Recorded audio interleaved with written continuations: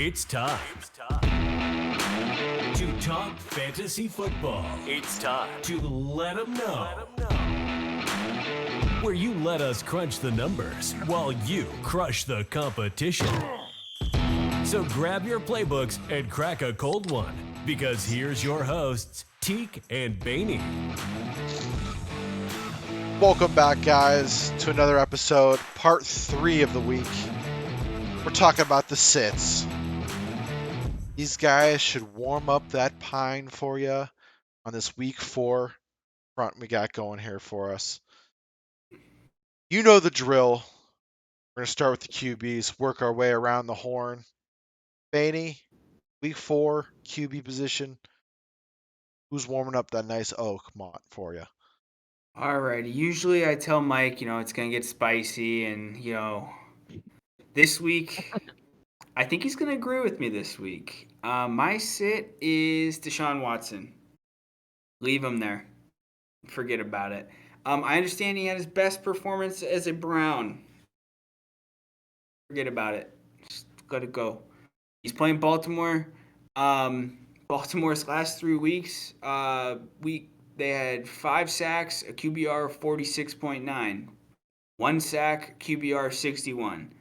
5 sacks, QBR 25.6. Dude, that's just going to be tough sledding. Don't make it that hard on yourself. There's tons of QBs on the waiver wire if you're, thinking that direction. CJ Stroud has outperformed anybody's expectations. Yep. Yeah, man, just make it easy on yourself. Don't start this guy, not in a division rivalry. If you watched the Ravens lose last week to Indianapolis in OT, Harbaugh is going to have these guys firing. They're going to be angry. I just don't think Watson is worth any penny of that contract. I know it's super sad to say. I think he made a start list of mine recently, and it didn't pan out. Yeah, I think I've seen all I need to see there, and it's sad because I think it's really starting to affect other players' values as well, Njoku specifically. So, yeah, my sit of the week, Deshaun Watson.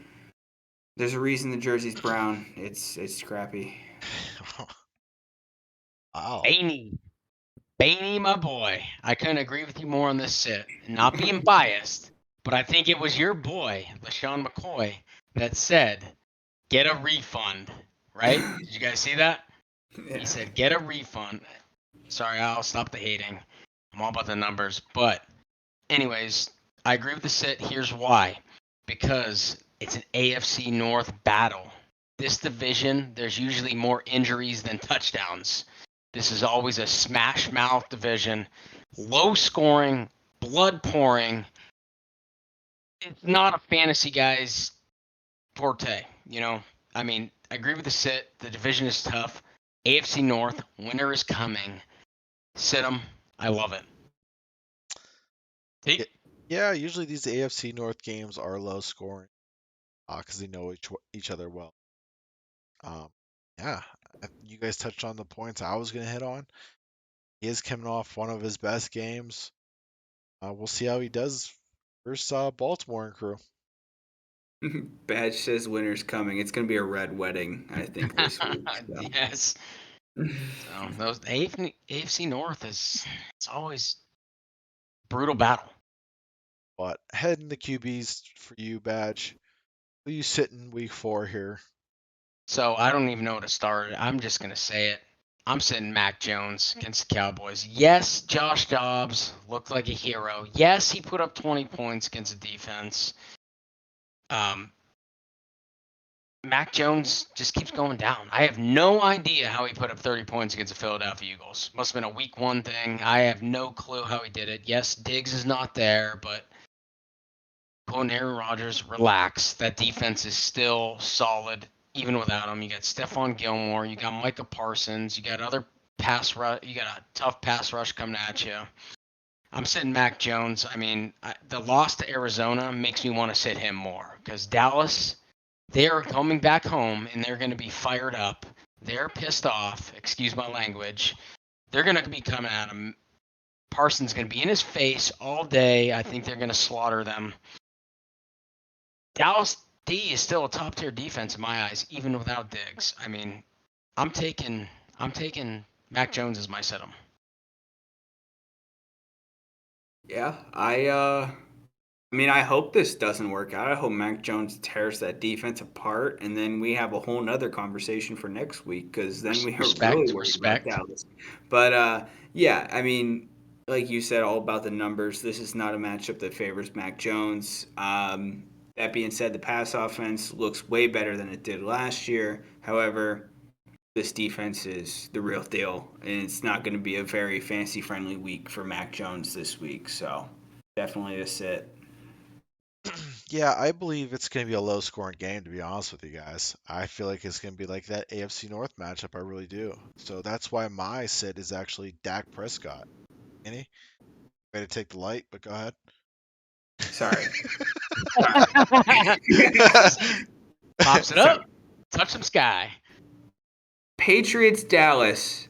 Does anybody flirt with a Zeke anytime touchdown prop bet? Ooh.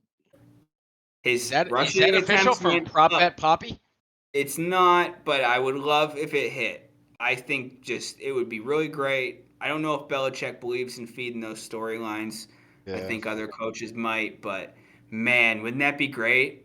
If it's in Dallas In too, he jumps Dallas. in a little barrel. That'd be great. But Dude. yeah, sorry to steal the spotlight, but man, that popped into my brain, and I just picturing Zeke in a Patriots jersey scoring against Dallas would make my heart very warm. I'm So. writing it down. We're going on record. Prop Bet Poppy is taking Zeke anytime touchdown. Teak, back to you. Just on Dak, when I got absurdly cut off. Uh, I just think he didn't look good against Arizona. New England's defense is no pushover. It's just, I think Dak's on his last leg. You've seen the Cowboys go out and get Trey Lance. They go out and get Trey Lance for a reason. You just don't go out of your way to get a QB for no reason. I just think, like I said, low scoring, and Dak's gonna continue, just gonna continue being Dak, and his slate doesn't get easier after this. Next game after this is San Fran. Yeah, they got the Chargers, but they come back with Philly. I mean, see where this Cowboys team is. If Dak can take this stacked offense to Miami offense heights.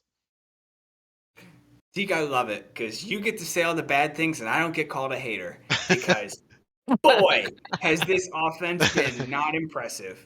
And it's awesome. It's awesome because CeeDee Lamb is incredible.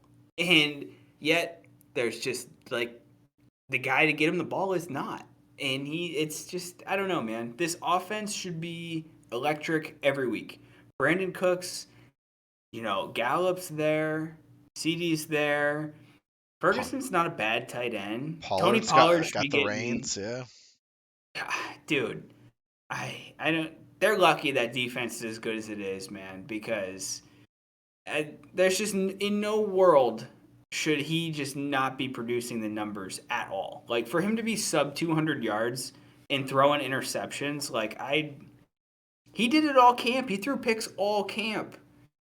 He didn't even play a full season last year, and he was a leader in interceptions last year. Like I don't like. I just believe that like people show you who they are if you let them, and he has shown you time and time again.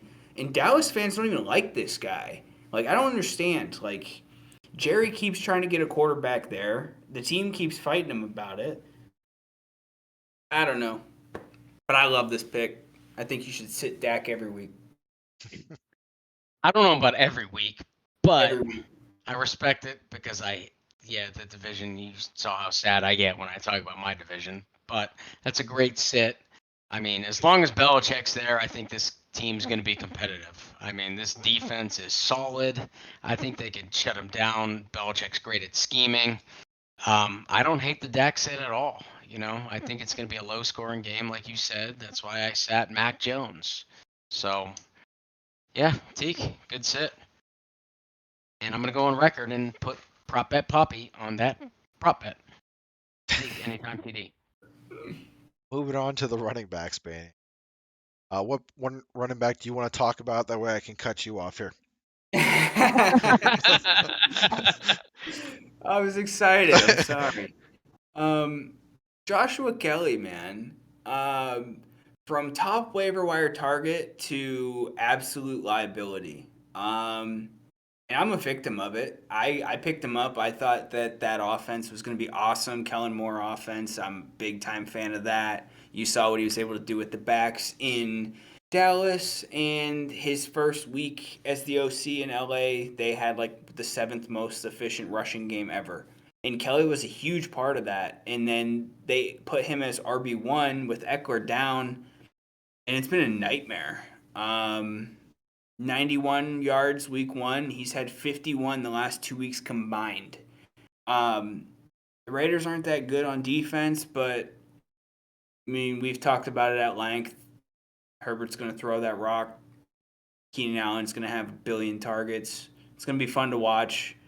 Joshua Kelly's not going to be fun to watch. I think he's going to be a sit this week.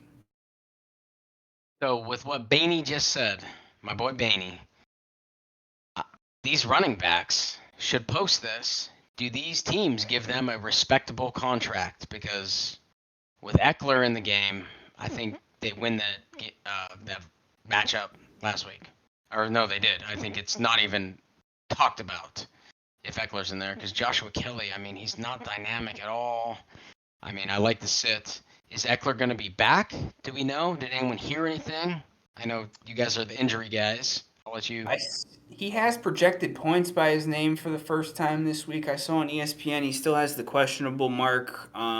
It sounds like things are trending good. That being said, I don't know.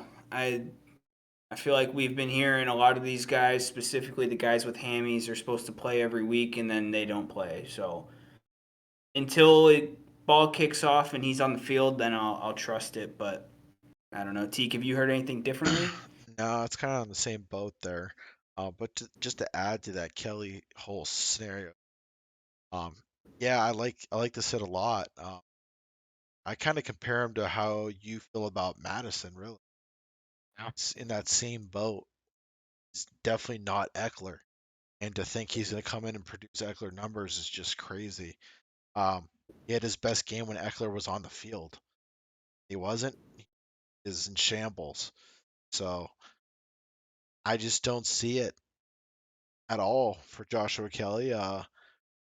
Just he's averaging by himself right now 12 attempts and about what 20 something handful yards, and he's not nothing in the pass game. I know someone spent a good amount of free agent money on him to get him. No one drafted him, so I like to sit. Yeah, you got to pay these RBs that can do this stuff. I mean, I know he's hurt, but good sit, Baney. But moving on to Badge. So I'm gonna do something similar to Baney last time. I'm sitting all of the Ravens running backs against the Browns. So I mean, there were some injuries. I'm not 100% who's going to play. I mean, everyone likes to grab the cheap starter. Like if someone's injured, grab them on FanDuel. Again, hit us with that sponsorship. We're looking, DraftKings, we need you. You need us. Hop on the train. So I'm sitting every running back in the Ravens locker room. So here's why. I mean, I know you guys say I'm sad when I talk about it, and I seem to talk about it every freaking week. So this Browns defense is elite. So this Browns run defense is elite. I mean, Baney's a big fan of Najee. They held him in check. Um, kidding. He hates him. But anyways, they held Derrick Henry, the king, to 20 yards. I have never seen Derrick Henry get pushed back when he's running the ball up the middle. He got absolutely stuffed. This Browns defense is no joke. It's a smash mouth AFC North team. I mean, I don't want any part of this Ravens running back room. I'm seeing all their running backs, so I'll pass it on to Baney. Yeah, I mean, it's You can't argue with it. You can't argue with it against that defense. It's a no-brainer for me. It's a no-brainer to the point where I really don't have much to even say elsewise, to be honest with you. So, it's a great pick. Uh, I think I'm always gonna sit for life. Ravens running backs, and I think I made it very clear offseason I wanted part of them. Seems like they always as a whole as a team have to be 10 deep at the position, and it's sickening. Saw what Dobbins went down. Now you got Gus Edwards, Justice Hill. Saw Kenyon Drake. Now Melvin Gordon. Like the list goes on, and every year I hear about, oh, this is I like Dobbins this year. Why? Why do you like Dobbins? What about Dobbins do you like? Because I don't like nothing about it. The injury history is terrible for that organization at that position. I mean, even when Lamar Jackson was running the ball a lot, he got hurt. It's like I just don't know if it's a Baltimore curse or what it is. It's just I will never touch him in draft, so I will never start him. Yeah. Always hurt. So the most interesting thing to me with these injuries is they did that. What did the players union do? Like the survey this year for like the teams to survey the teams and the like facilities and all that stuff. And I think Baltimore came back with like the lowest possible grade for like strength and health coach or training and all that stuff. They kept this guy on. They kept that staff together. And like it just history repeats itself every single year. These guys are hurt. It's the same lower leg injuries every year. Every player. And yeah, I don't get it. I don't understand how this guy still has a job. I don't understand why they're not actively trying to improve this to keep these guys healthy. Baltimore's proven to be a good running team, especially when they have, say, Dobbins healthy for the 2 weeks a year that he is.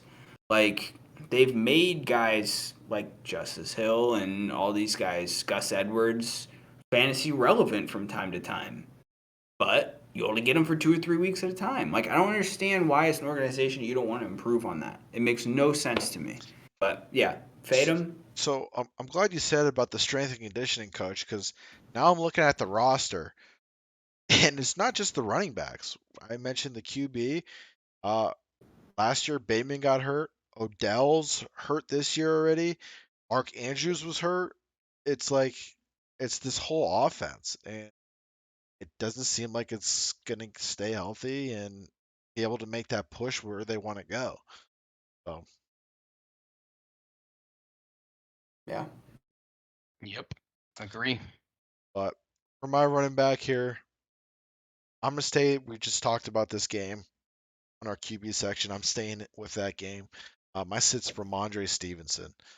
Dallas only has allowed one rushing touchdown so far, on average 7.3 fantasy points to running backs. That scares the living daylight out. I don't think this ball is going to move from the 50-yard line. I really don't. I think Dak has been that bad lately, and I think both of these defenses have been good. That's where I am with my set. Yeah. My biggest fear for Ramondre owners is you took him pretty high. Um, where do you go from here? I do agree. Starts and sits are a week to week thing, matchup to matchup, and this is not a favorable matchup for Ramondre Stevenson. And Zeke is getting an uptick in attempts. So I don't know what to make of that. I definitely don't think he's going to overtake the backfield, but yeah, I don't know. I was very, very, very high on Ramondre Stevenson to start the season off. That flame is starting to dwindle, and this matchup is not going to help that. Yeah. Teak, I don't disagree with the sit at all. I actually like it. I'm glad you brought it to light here because I wasn't even thinking about that. Yeah, this Dallas defense, run defense. I mean, Micah Parsons, we all know him. I mean, they got Demarcus Lawrence, Van Der Esch, who always leads the team in tackles. I mean, Ramondre, I'm big on him still. I was big on him before the season started. I think he's gonna. It's still early on, so I think he's gonna do just fine. Hoping, but yeah, this is not a favorable matchup. So I agree with the sit. All right. Moving to the receivers, Beanie. Yeah, so this is a guy who at the beginning of the year there was a lot of hype for. I never got on board with it. And I'm gonna stay off board on that, and that is Jahan Dotson. Um, Offseason hype has not matched productivity at all. His best game this year is 5 catches for 40 yards. Everything outside of that is 20 yards, a couple catches. It's been very unimpressive.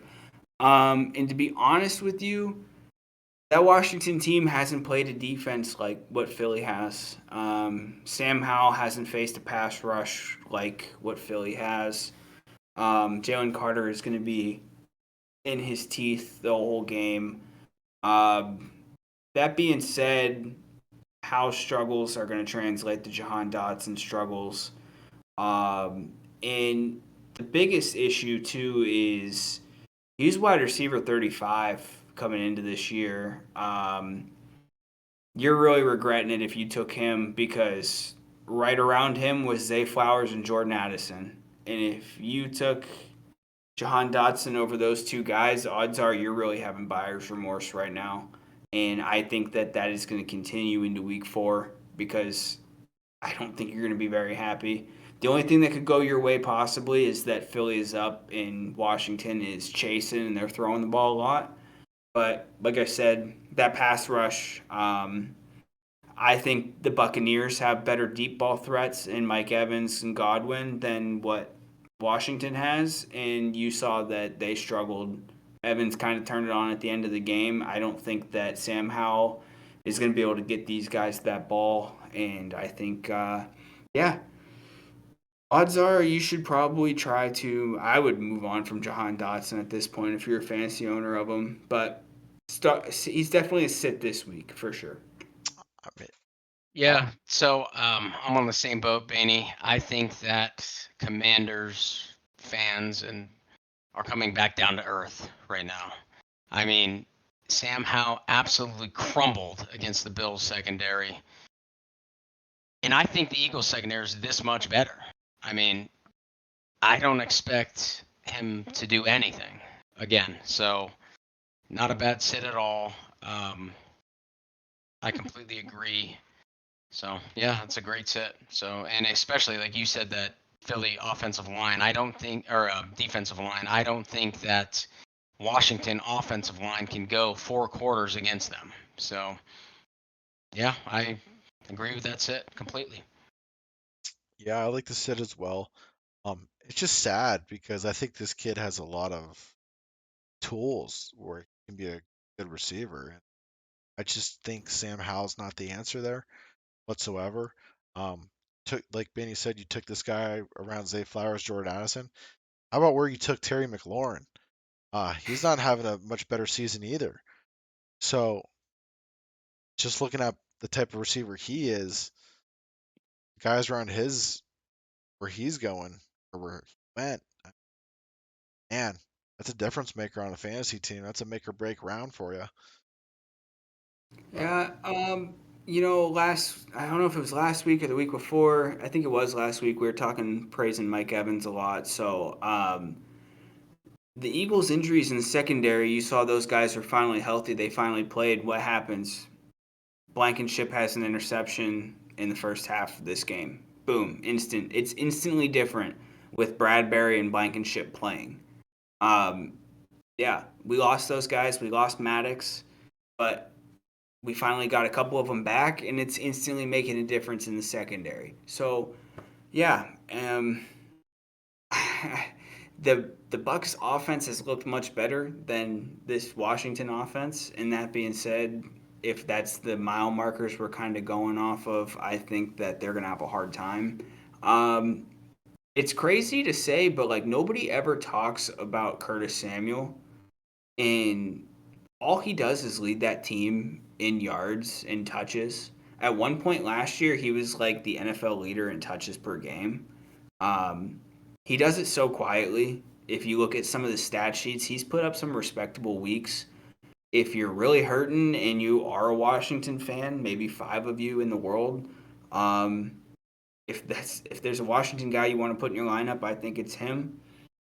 He seems to be the security blanket in that team. They also lost their tight end. He's out this week too. So I don't know.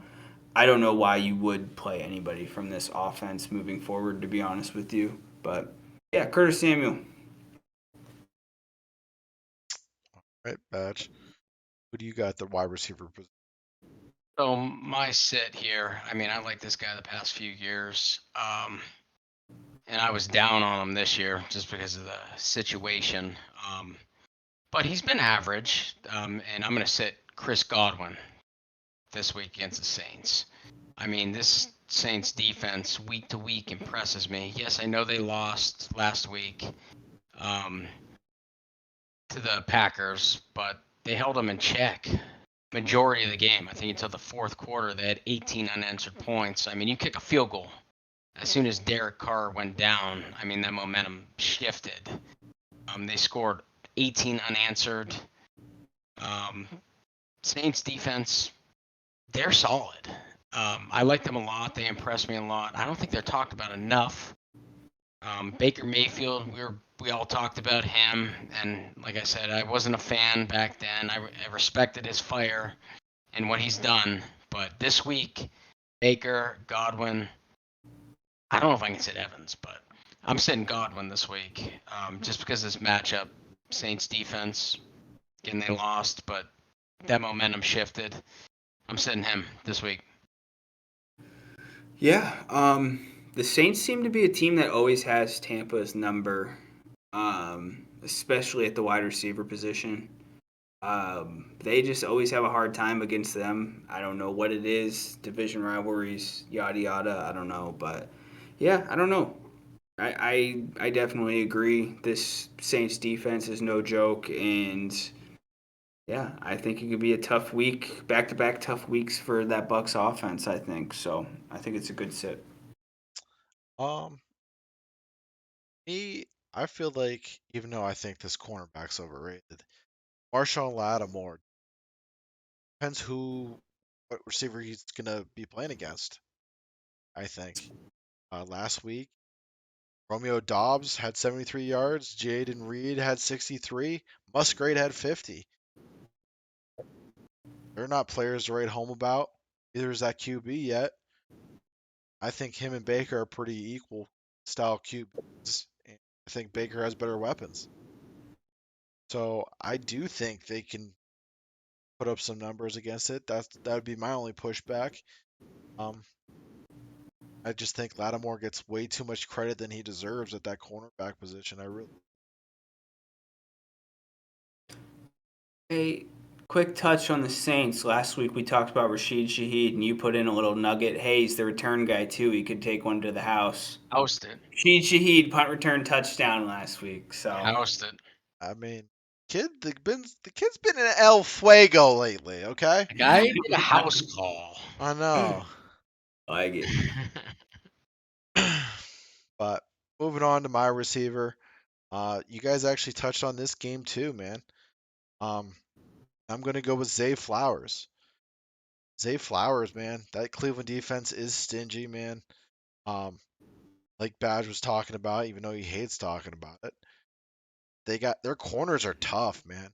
Greg Newsome is no pushover, dude. Denzel Ward, I think Zay's gonna have a tough time. I really do, especially when it's just him and Mark Andrews really out there catching the rock. I think it's gonna be a bloodbath, dude. They average 10 points to receivers as well. So it's like I know Zay's kind of floating in between like that margin, like he has a high of 17, a high of 10, so he's like floating there. I just I think this is gonna be a low end game for him. He might not get double digits unless he gets a lot of receptions, which excuse me, they do pepper him, but Yeah, he's averaging I think 8 targets and like 60 yards receiving on the season. I think. And that being said, I think he's going to get all of those targets, whether or not he comes down with them this week or whether or not they go very far. I don't know, man. Especially if Ward's going to be shadowing him. That's going to be a tough week, man. AFC North matchups, I think I learned my lesson. Uh, I'm just not wanting any part of them, to be honest. It's just, yeah, red wedding written all over this game. They already lost. Browns already lost Chubb in an AFC North matchup. Hopefully, everybody comes out of this Ravens Browns one intact. And yeah, Zay Flowers, I have him personally, and I'm sitting him down this week. So good sit. Yeah, I agree. The AFC North is a bloodbath. Especially you mentioned Ward. I mean, we all seen the clip. Did you guys see it with Ward sliding under the sliding on the defender, making a tackle? That's unbelievable, and hated every minute of it. But it was a great play. So I think they're gonna keep him in check, and I think it's gonna be a lot of Lamar's legs that makes the plays. Maybe if there's a busted play or not, if Zay Flowers is there, kind of like Pickens was, who knows? But they're always. I don't see this getting in the 20s for either team. So good set. All right, let's finish it up here, guys, with the tight end position. So, tight end for me is a guy that a lot of people were kind of like on, but I saw him get drafted in basically every league, and that's Cole Kmet. Um, the Bears' passing attempts through the weeks 37, 29, 22. It's showing a trend. And I think that trend is that they are absolutely terrified to throw the ball. Um, it's just leading to turnovers right and left. Komet's fantasy points over the weeks, you'll see a trend with those attempts. 9.4 points, 7.8 points, 4.2 points. He goes where Fields goes, and so far that projection is just going down and down and down. If you have Cole Kmet, I think this might be the week where possibly you target a Ferguson, a Musgrave. Mike Williams went down. Maybe it's finally Jared Everett getting some bulk of those targets. There's got to be production elsewhere for you. It sucks if you wasted draft equity on this guy, but I think the Bears were no, like, not that they were projected to do very good this year at all, but this is worse than last year. This They, is terrible. they had a lot of hype coming in week one. And all the passing attempts are getting streamlined straight to DJ Moore. So like it's it it's tough to say, but I mean when Fields is completing 11 passes and 5 or 6 are going to DJ Moore, it doesn't really leave a lot. It's kind of like Mariota syndrome from last year. None of those guys were able to be productive because there was 8 to 12 quality targets to spread amongst the whole squad. So it looks like that again. And unfortunately, if Fields gets it on track, it's going to be with his legs and not his arms. So, Cole Kmet, sit, and arguably move on from. Yeah, I mean, I couldn't agree more. I'm gonna keep mine simple. I was big on Fields. Do I think they could turn it on like they did last year, halfway through the year? Yes, but it's a mess in Chicago. I'm sitting everyone on the Bears offense until they can prove otherwise. So I agree with the sit, Baney. I'm gonna pass along the T. Keep it simple. Yeah, I think it's time to listen to Teak. Justin Fields not it. Therefore, Komet's not going to be it. Just like how I said, DJ Moore, hell of a receiver, but unfortunately, Justin Fields can't throw the ball. It's just not. It's just not the play calling. I know it's not the play because if you watch the tape, I've watched so many videos now where it broke down these receivers and where Fields should be looking in. He's missing his first option that's wide open. He's scared to throw it. His second option's open. He's not throwing it. So you can't blame coaching and making you, what do you say, robotic when the guys are open. You're just not giving them the ball. So that's how I feel about the Bears offense, man. But moving to the tight end for you, Batch. So my tight end. I mean, if you weren't if you didn't get one, like all of us, I didn't get any of them. There's 1, 2, 3, 4 tight ends that were worth taking. Otherwise, we're streaming, going matchup plays. This guy's one of them on my team. I'm sitting him against this matchup against New England, Jake Ferguson. Here's why. I mean, I know Ferguson's put up 10 points the past 2 games, which is solid if you didn't get an elite tight end. I mean, I'll take 10 points if you didn't take a Kelsey, Waller, so on and so forth. I don't know what it is about this Patriots defense. They seem to shut down tight ends. I don't know if it's because that offense is so good with tight ends and love to use them. They know how to scheme for them. Belichick. I don't know. Again, I took Ferguson because I didn't have that opportunity to take a elite tight end, and I stream him week to week, and he's been solid the past 2 weeks. I'm sitting him this week against Belichick. So I like the sit. I mean, if I told you this tight end had 22 yards in 2 weeks and he was the number 11 tight end, would you believe me? No. I believe you. uh, it just shows you how tight ends like running backs this year are a dime a dozen. It's really matchup play. It really is. Um, I like to sit. Obviously, I think it's going to be a low-scoring game, so that's going to follow suit with my sit 'em coming up as well. But I like listening to Bainey talk about the star. So America's team. what you got for America's team. Ferguson here? I another player that goes as the quarterback goes, man. Dak hasn't given you anything to be happy about. I am shocked. I expected somebody to step up in that Schultz role. And I think that they might be regretting not paying him, to be honest with you. I thought he was a quality tight end. But yeah, they're missing a piece there, and I think that Ferguson has not. I don't know. Hasn't really impressed. Hasn't done anything. Hasn't done anything to warrant a start against a good defense in my eyes. To be honest with you, like some of these guys, undeniable. You're going to start them against every defense and not think twice about it. Ferguson hasn't earned that to me. I think he's easily streamable this week. To be honest with you, so I think it's a good sit. All right. And to wrap it up here, I'm gonna follow suit with my last 3 picks, man, and I think these games are gonna go low, and I'm gonna continue that trend with my tight end. I got some big names on my sit-ems, and here's another one. It's Mark Andrews. Uh, the tight end position against Cleveland, man. 0.3 fantasy points to tight ends at the tight end position.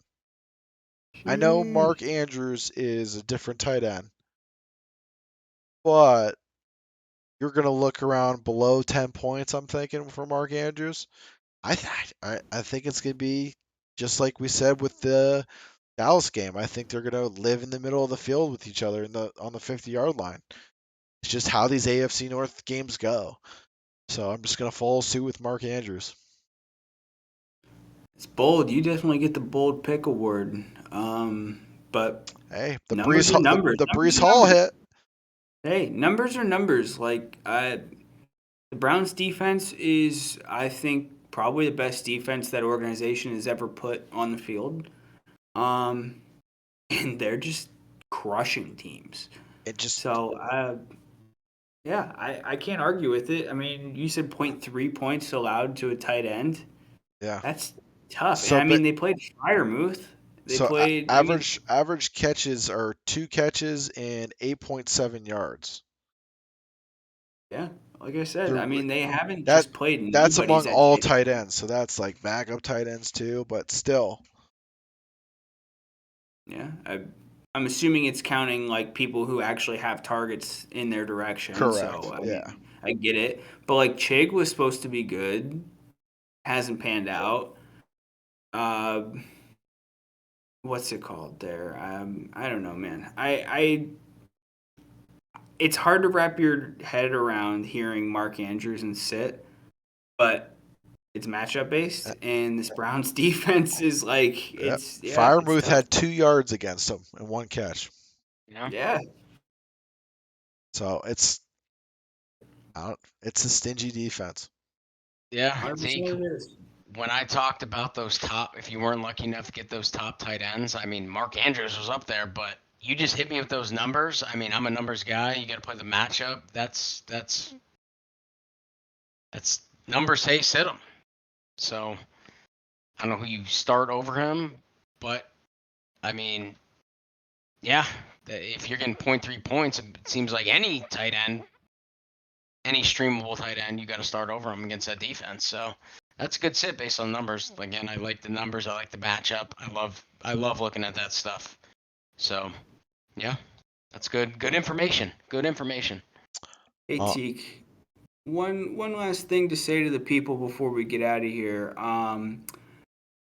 We appreciate all the subscriptions and follows that you guys get, and then if you guys are, forwarding us along to, we always reference, the crazy uncle that loves football, all that stuff. We appreciate all that stuff. It means a lot to us, but it also makes things possible for us. So, like, we can get bigger guests, we can do giveaways, we can do all these things. So our goal now is to hit 250 subscriptions, and Dad just flirted with, us throwing around these prop bets and doing all this stuff. We have a Discord getting put together where we have all this stuff on here. So if you guys can get us, some more of these subscriptions, and you can kind of tell us, like, hey, I got this person in here, whatnot, maybe we'll slide you the link to the Discord. Maybe you'll get access to a lot more stuff. So, hey, it's worth it. We're just trying to hit goals here, and we appreciate all your help. So I think Teak will send us out here, but we appreciate all the help. We appreciate everything you guys have been doing for us, especially if you've been here since the beginning. It was a 2-man show, now it's a 3-man show, and we've added a gambling segment. It's been a lot of fun.